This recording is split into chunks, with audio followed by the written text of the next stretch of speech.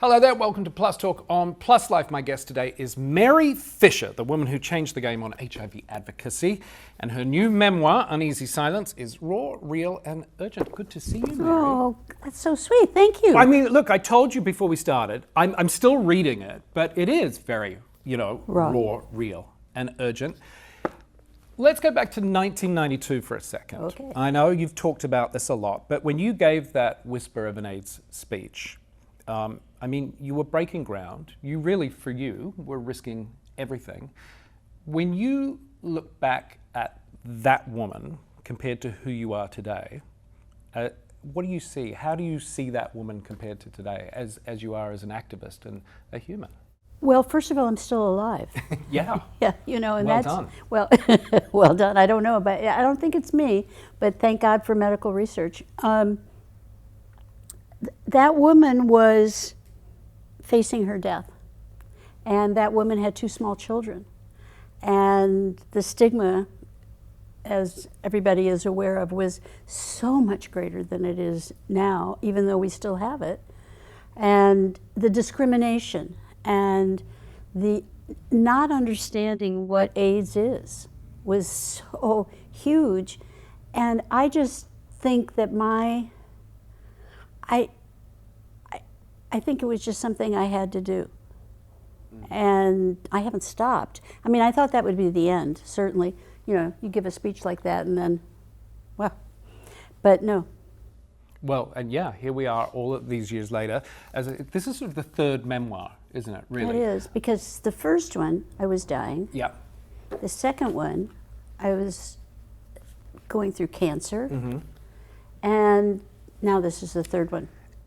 It offers a very deep personal reflection on your journey as an HIV positive woman and as an activist. What's the most important truth from your story that you want people to hear today? Well, truly though, it's not about me. It's not me. It's what I feel that we all can do, which is don't be silent. We need to stand up. We need to talk about what's right and tell the truth. And I think that's sort of gone by the wayside. And certainly as I was taught growing up, girls don't do that. They're quiet. Yeah. So I think that would be the big piece here. But it's also about making community. And it's about my having come out of COVID feeling so isolated and having moved to LA. I'm new to LA. And because I'm now a grandmother, who I never thought I'd be here for that. And my family, it turns out, is at Project Angel Food. So I am a grateful community member of Project Angel Food. And I mean, I've always done work, and I've always been able to help others, because I also think that's part of my part of what I'm saying there is also when you're feeling not quite good or things are down, or especially people with HIV, because it comes and goes. I mean, I yes. Yeah. No, I can relate. But we can get out of that by serving others. And so that's what I encourage. Well, I'm going to get to Project Angel Food in a moment, but just more on this book. It's structured around themes, I've noticed, like choice and family of choice. How have these concepts shaped your life in activism? Well, I do believe that I have an incredible family of choice. And I think when you get older, and here I am, older, and I think that it's about choosing the people you want to be around you, and the people that you want to have fun with, learn with, and asking for help. And those are the people that I choose to be around now in my world. It might have been different earlier. And my children are grown. Well, I was going to say, priorities change, don't they? Exactly. Yeah.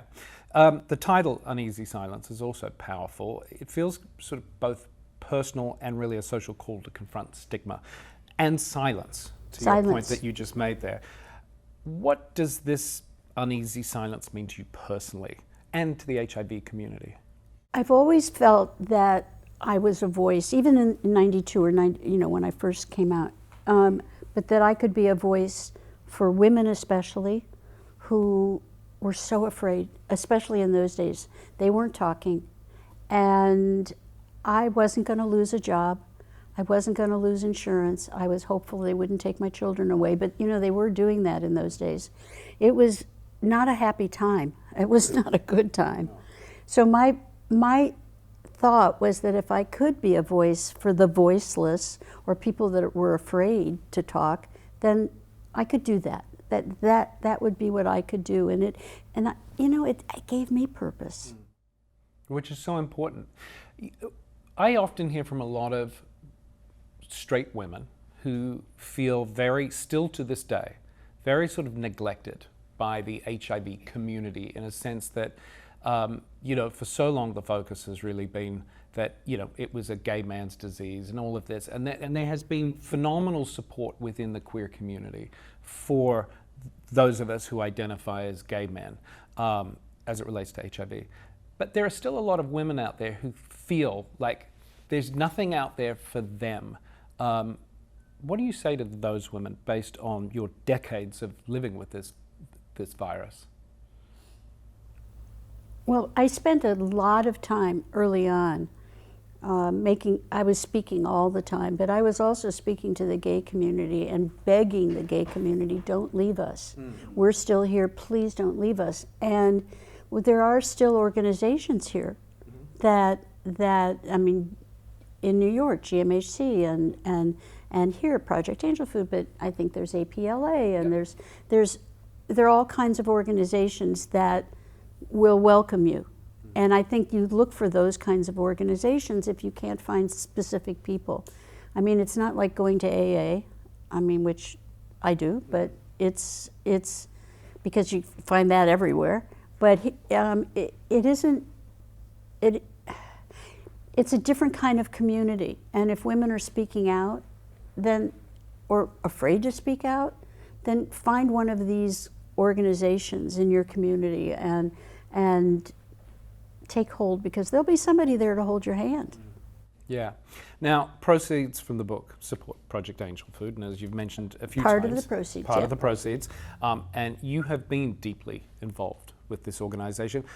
What does this cause mean to you personally, and why is it so important to the people and the communities that Project Angel Food serves? Well, when I sort of believe that my life as an HIV positive woman came about at the same time about that Project Angel Food was started. And although I wasn't here at the time, I know Mary Ann and David Kessler, and I knew, and I had traveled here and been with them and all of that. So it was when I moved here, Mark McBride came to see me at my house, and I was so nervous. I have to tell you, as somebody with HIV, I was isolated and terrified. I was a COVID. I was just terrified. And Newsom had said, don't go outside if you're over 60. What do I do? Yeah. And all I had were my kids. And and thank God you did, because so many people in your position didn't. Well, exactly, but those are the only people that I got to see. So I couldn't make a community. Project Angel Food couldn't have people in the kitchen, but Mark came to visit me and told me that as soon as they could, we could, and we would, and I just feel like it's my family. Yeah, and it is an extension of that to so many people out there in the community who they serve, and it's remarkable their reach and how many people they serve. And they still serve. It's all of LA County, which is huge, and they do serve people with HIV. But now with medically tailored meals, we're serving people with cancer and diabetes and renal problems and heart problems. So we're helping people not go to the hospital. It's been amazing to see some people just say, okay, I don't have to do this anymore because I can get out of bed and I can make my food myself. Yeah, and by the way, that is a win-win for everybody, not just the people who are receiving this, but when you think of the bigger picture and economically too, if we haven't got people taking up beds. Project Angel Food has an important telethon coming up on June 28th. Can you tell us more about it, and why is it so critical for viewers to tune in, and not just tune in, but support this cause too? Well, tune in and support. How about that? We'll Yeah. go there. Because lead with love. It's about love. And we have the opportunity to have this telethon, 2-hour telethon on the 28th of June from 7 to 9 Pacific Here in LA on KTLA, yep. Yeah, in KTLA. But I understand that you can be streamed from everywhere and anywhere. KTLA's website, I believe, Facebook, Project Angel Food, yeah. All those places. And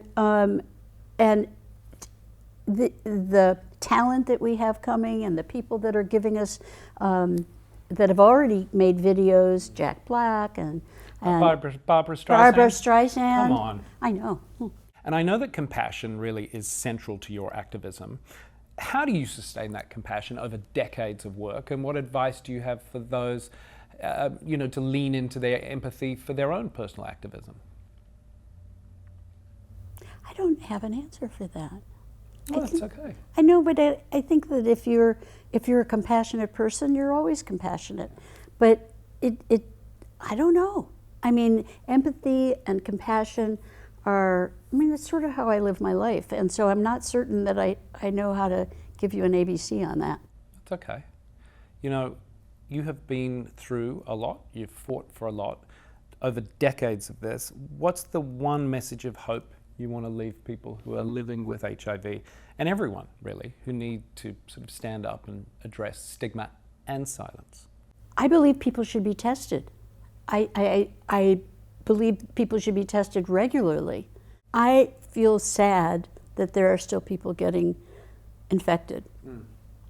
I'm amazed at the medications that are out and that can protect you from HIV, but I'm sort of, I think if Larry Kramer were still alive, do you remember Larry? Oh, yes. If Larry Kramer were still alive, he would just go, what have we done? We didn't do enough, because we haven't passed this on to the next generation. They think it was something of our generation or the older generation. Can I just make a... Please. Well, I saw you talking about getting tested in England and how you walked in and then walked out with your test. Well, when I was tested, they wanted me to give a name, different name. I used Cher because she had long legs and I thought that would be good. But it took 2 weeks for me to get my test back. I mean, there's so much that has happened and so much that we've done and so much AIDS research that has helped the world. And I think that people have to understand, yes, it's still a disease that it's debilitating and devastating, but you can live with it now, and it can be managed. And if you have access, if you have insurance, if you are able to get medication, part of the problem, I think, is we're going to have some trouble now because some of the cuts. But I'm really concerned about the medical research part, because AIDS research is what cured Hep C. Yeah, well, and certainly helped us with COVID too. And COVID and the mRNA, vaccines and stuff. So I'm very concerned about that. It was so different then, and we didn't expect to live long. No. Well, we hope that the noise you make, the noise I make, and other people out there and our allies doesn't get us back, doesn't turn us back too far. Well, let's hope that we can stand up, at this point, stand up for medical research and stand up for universities that are doing the work and make noise about that, because we should be protesting about that. I mean, I'm tremendously proud to be an American and seeing all the protests, because for me, this is, I did the Women's March, I mean, for me, this is what people have to do, because, and if you look at the crowds, They're all protesting for something a little bit different. Some about, don't cut Medicaid. Some are about vets and taking away, veterans, just everything that they need. And so that my point is that we have young people coming out that have never protested. And stand up, say it, talk about how you feel, and let others know. And it is helpful, and it does make you feel good. Yeah, act up, huh? Act up, yeah, exactly. Mary, thank you for your incredible years of advocacy and your fearless work, and for giving us this wonderful third volume of your memoir. It's been a real pleasure. Thank you so much. That is going to do it for this episode of Plus Talk. Hey, what did you think of this conversation? Leave a comment below. And remember, you can like, follow, and share. We are across all your favorite social platforms at Plus Life Media. Project Angel Foods telethon, Lead with Love, is Saturday, June 28th, starting at 7 p.m. on KTLA if you're in the Los Angeles area. Otherwise, you can watch it online via their website, Project Angel Foods website, and I believe Facebook as well. We'll put details up. Well, until next time, take care, be nice to one another. See ya. Bye-bye.